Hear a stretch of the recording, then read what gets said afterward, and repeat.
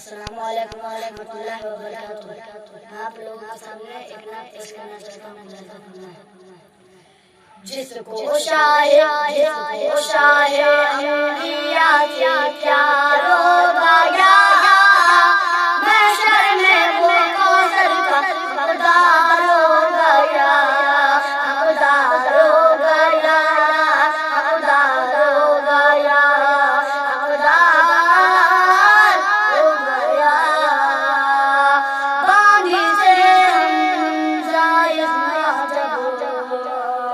अपने भतीजे का किया, पहले बदल मुझे दिली फिर शान से बोले ये हमजा, भतीजे हमजा जब अपने भतीजे का किया, पहले खबर मुझे दिली शान से बोले ये हमजा। सुनले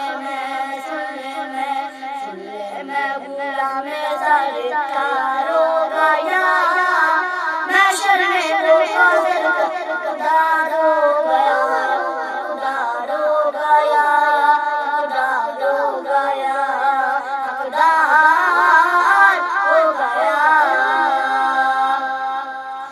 दिल में बसा है नाम नबी का, सल्ले अला वासी पढ़ता हूँ।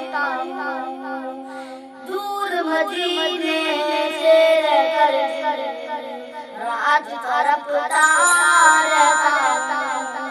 दिल में बसा है नाम नबी का, सल्ले अला वासी पढ़ता हूँ। दूर मदीने से रहकर रात तरफता रहता हूँ, रात तरफता रहता हूँ। फैयाज का अब जीना दुश्वार